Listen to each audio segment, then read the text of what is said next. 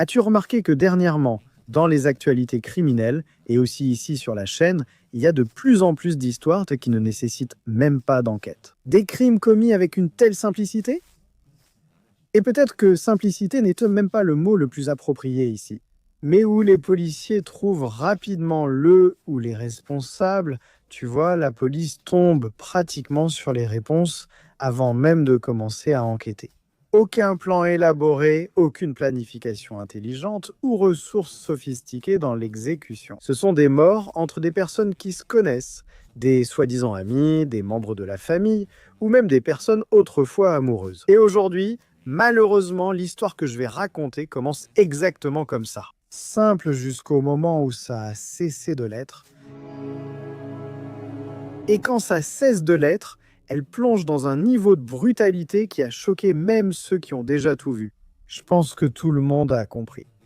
Le simple, entre guillemets, ici, n'est pas, métaphoriquement parlant, en réalité, le simple qui se heurte au grotesque bizarre.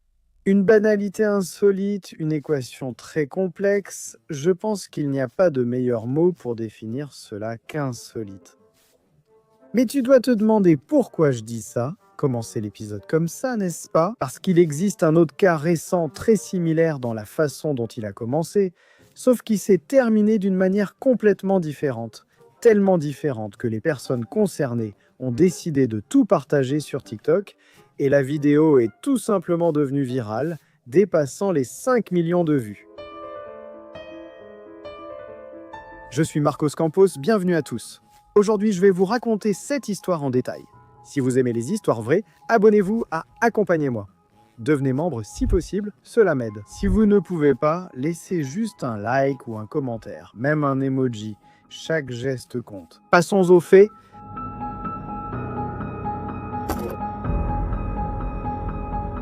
La relation de Thaïsa et Henrique. Selon Henrique Cassiano da Silva, lui et Thaïsa se connaissaient depuis l'enfance. Ils étaient camarades et ont étudié dans la même école à Recife, capitale du Pernambouc. En 2022, ils ont commencé à sortir ensemble, c'est-à-dire quand la jeune fille avait 17 ans et lui 19. Et, comme cela arrive dans de nombreuses relations, il y a eu aussi des ruptures et des réconciliations dans la leur après le fameux événement. Faisons une pause. Oui, parfois, mais ce n'est pas un problème, c'est lié aux différences naturelles entre les gens, non? Le besoin soudain de petits ajustements, de céder à l'opinion et au goût de l'autre, parce qu'une relation est un processus qui ne se termine jamais, qui n'est jamais vraiment achevé, disons, mais ils s'aimaient comme ça. Fin 2022, lorsqu'ils ont repris leur relation, les choses sont devenues plus sérieuses et stables. Ils sont restés ensemble jusqu'en août 2025. À cette date, ils ont décidé de rompre parce qu'ils se disputaient à nouveau beaucoup. Dans la version de Henrique, ces disputes étaient motivées par l'immaturité. Cependant, je veux que tu écoutes très attentivement la petite histoire que ce type avait à raconter. Et il a affirmé que Thaïsa était très intense et qu'il était plus réservé. Par exemple, elle aimait se promener main dans la main et lui n'aimait pas ça. Mais garde bien cette information. Plus tard, tu comprendras ce qui se cachait vraiment derrière ce comportement réservé d'Henrique. Malgré la fin de leur relation, ils continuaient à discuter par téléphone, gardant ainsi une certaine amitié jusqu'à la nuit du 17 novembre 2025. Quand ils se sont retrouvés, ils sont allés chez Henrique et Thaïsa n'est partie de là que le lendemain. Cependant sans vie, avec des coups de couteau et son corps mutilé en cours de dépeçage. Eh bien, tu te souviens de ce que je viens de dire à l'instant. Garde bien cette information, car dans un instant, tu vas comprendre les véritables raisons derrière cette affirmation. Tu sais vraiment pourquoi leur relation a pris fin? C'est parce que Thaïsa a découvert qu'Henrique n'était pas celui qu'elle pensait et qu'il la trompait depuis 2 ans. Eh bien, il avait une deuxième petite amie depuis 2 ans, c'est pour ça que leur relation s'est terminée.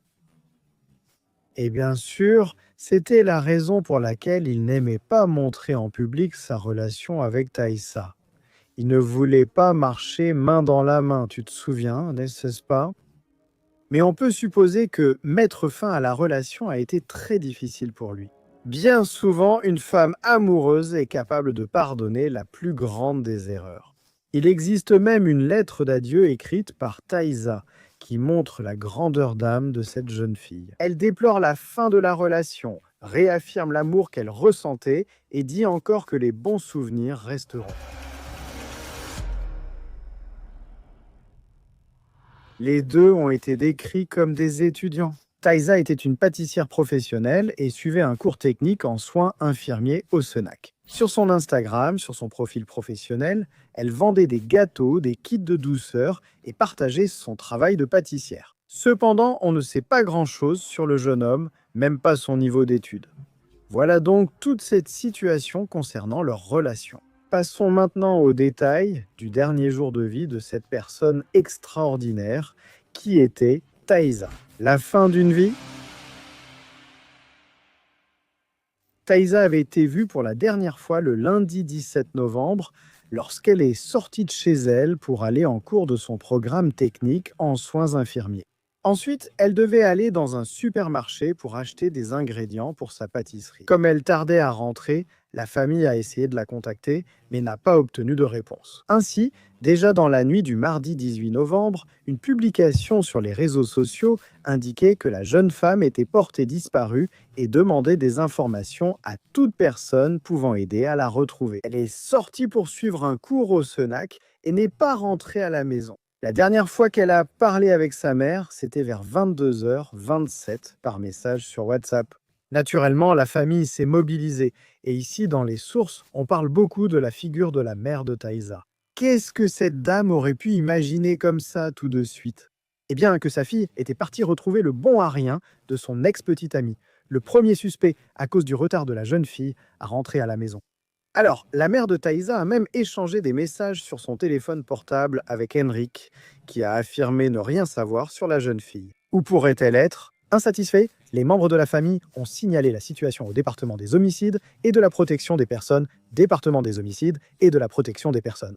Et le mardi matin, elle s'est rendue au domicile d'Henrik. Et la mère n'y est pas allée seule, non. Craignant déjà le pire, elle s'est rendue chez le jeune homme, accompagnée de son mari et d'un parent, qui fait partie de la police civile. La maison d'Henrik Cassiano est située dans une ruelle près de l'avenue Joaquim Ribeiro, dans le quartier de Várzea, à l'ouest de la capitale du Pernambouc. Ceux qui sont de la région pourront mieux se situer. Dans une interview plus tard, la mère de Thaïsa a raconté qu'elle avait vu par une fente de la fenêtre, là, dans la maison du jeune homme. Il était juste en sous-vêtements dans la maison, et qu'au début, il a refusé d'ouvrir la porte, sous prétexte qu'il ne savait pas où était la clé.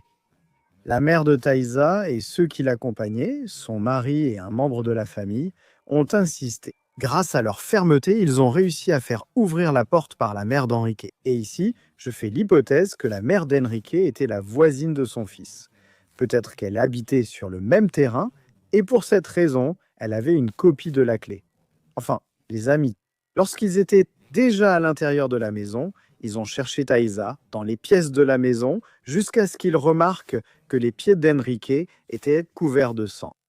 C'est alors que la tragédie s'est révélée dans toute son ampleur et sa barbarie. Le corps sans vie et mutilé de la jeune femme, âgée de 21 ans, a été retrouvé derrière une armoire dépouillée, déjà amputée d'un bras et avec l'autre présentant des traces évidentes de mutilation. Sur le cou, il y avait des marques d'un possible étranglement et une blessure au couteau dans le dos. Après avoir trouvé sa fille sans vie, la mère de Thaïsa a appelé la police militaire. Avec cela, Henrique Cassiano a été arrêté en flagrant délit et initialement conduit au département des homicides et de la protection des personnes dans le quartier de Cordeiro qui se trouve dans la zone ouest de Recife.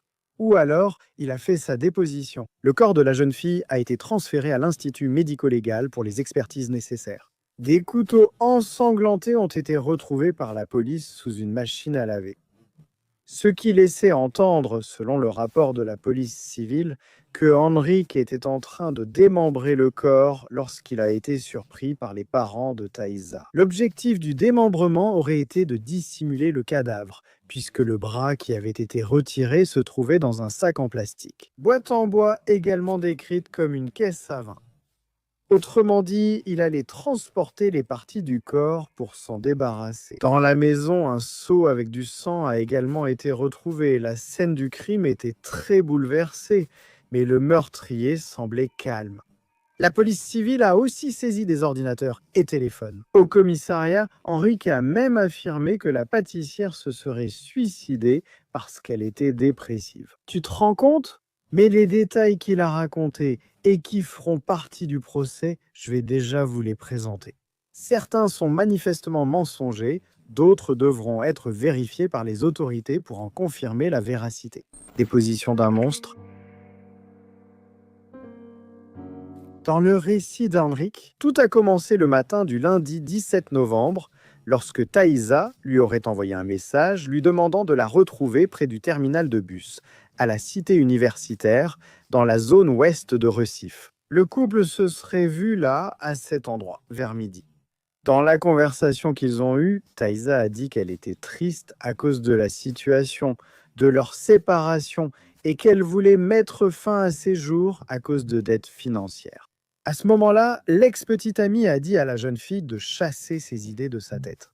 Mais apparemment, vers 18h45, Thaïsa aurait de nouveau envoyé un message pour demander si elle pouvait aller chez lui. Alors, ils ont convenu de se voir maintenant près de la maison où il habitait, lorsqu'ils se sont rencontrés. Ensuite, ils ont acheté de la soupe dans une baraque et ensuite, ils sont allés chez le jeune homme où ils ont eu des relations intimes consensuelles. Toujours selon le féminicide, la soupe était froide, c'est pourquoi il est sorti de la maison, laissant Thaïsa seule quand il est allé chez sa grand-mère pour prendre une allumette afin d'allumer la cuisinière et réchauffer leur dîner. Henrique a même inventé une histoire prétendant que la cuisinière électrique ne marchait pas, expliquant ainsi pourquoi il serait sorti chercher une allumette. Et quand il est revenu à la maison, Thaïsa était déjà là, pendue à la grille de la fenêtre, étranglée avec la corde du pantalon de son kimono de jujitsu. Selon sa déposition, elle se trouvait dans la zone devant la maison, sans aucun banc ni chaise à proximité. Il a alors détaché Thaïsa, mais elle avait déjà de la mousse de sang qui sortait de sa bouche, d'après lui. Cela se serait produit vers 22h,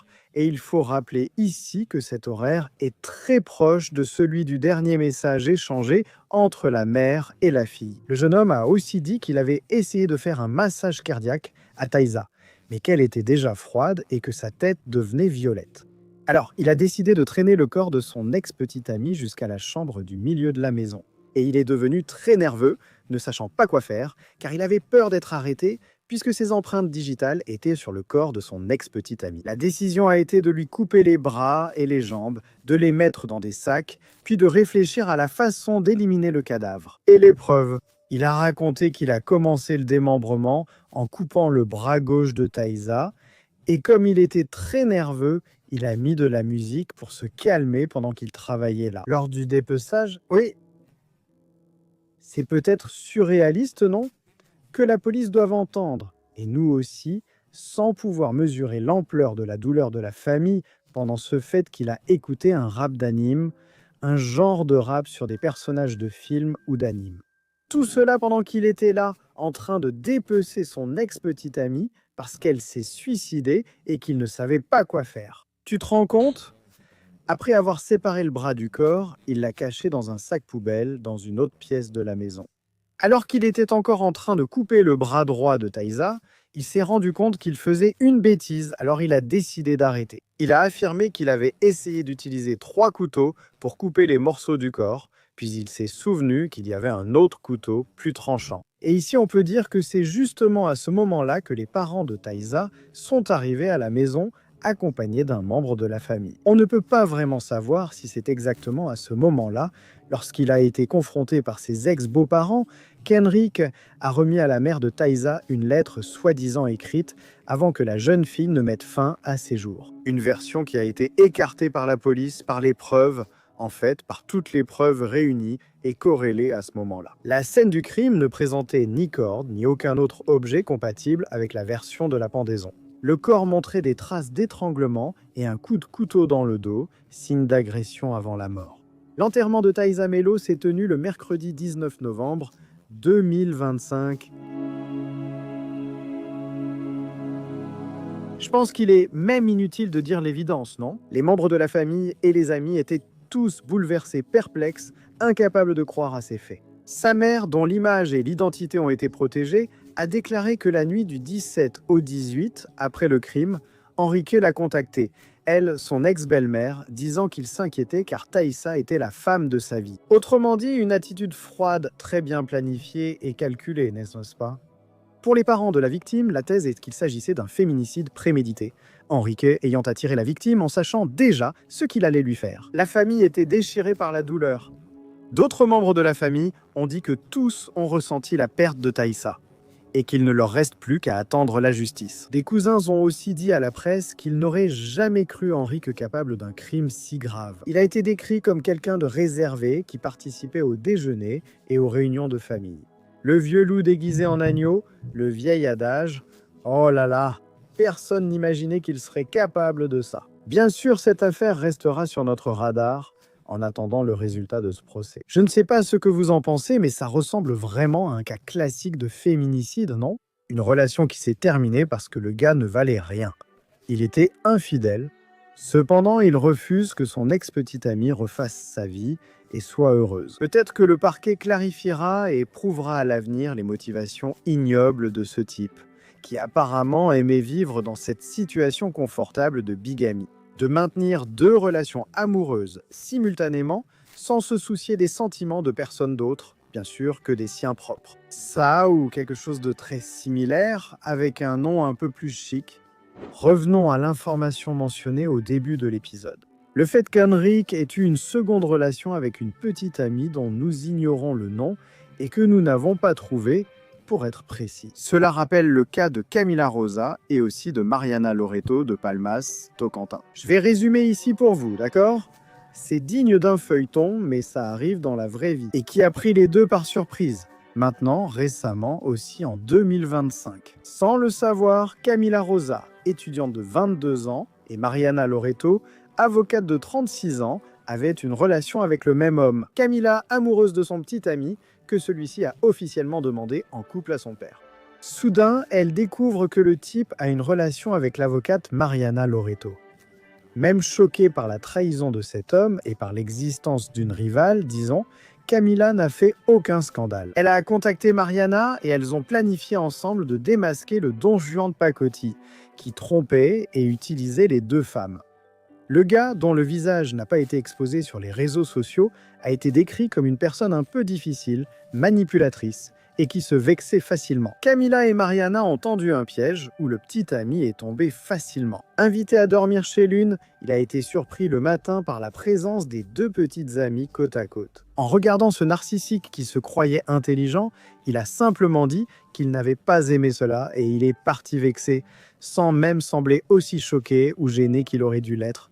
Au moins. Les deux, Camila et Mariana, sont devenues amies et ont partagé cette histoire personnelle sur TikTok de façon ironique. La vidéo a atteint plus de 5 millions de vues et 600 000 likes. Tu dois te demander ce que nous voulons dire par là, n'est-ce pas? Les relations se terminent. Pour plusieurs raisons, y compris des trahisons lâches, que ce soit de la part des hommes ou des femmes, d'accord? Certaines ruptures provoquent beaucoup de souffrance, mais il y a 8 milliards d'êtres humains sur cette planète Terre. Autrement dit, tout le monde peut retrouver le bonheur, n'est-ce pas? Rencontrer quelqu'un et se permettre d'être heureux. Vous avez été trahi, abandonné, allez de l'avant. Ne ressentez pas de colère plus longtemps que nécessaire pour guérir. N'insistez pas à essayer de réparer une relation dont vous savez déjà qu'elle n'a pas d'avenir. Même si l'ex-petit ami est gentil, qu'il revient la queue entre les jambes, plein de remords. Les gars, ne tentez pas le diable, n'allez pas vous dire que vous allez encore discuter ou que vous allez chercher quelque chose chez cette personne-là. Bref, n'y allez pas. Sinon, si vous devez vraiment y aller, faites-le accompagné par votre père, frère, un parent ou quelqu'un capable d'assurer votre protection, guidé par la raison et non l'émotion. Parce que, dans ce genre de situation, n'est-ce pas? Quand il s'agit d'un gars qui veut jouer les durs, normalement, il ne l'est que lorsque la femme est seule avec lui, n'est-ce pas? Tous les jours, littéralement tous les jours, des femmes meurent parce qu'elles ont pris de mauvaises décisions, même après avoir pris de bonnes décisions. Que puis-je dire face à cela? Partagez ce contenu, partagez-le avec les femmes qui ont besoin d'entendre cela. Toi qui es mal à l'aise en entendant le mot féminicide, ça te dérange. Arrête d'être un imbécile borné et de vouloir politiser le sujet. C'est un fait, il n'y a rien d'idéologique là-dedans. Il y a des types qui pensent que la femme est leur objet. Si elle n'est pas à eux, elle ne sera à personne d'autre, alors elle doit finir dans la tombe.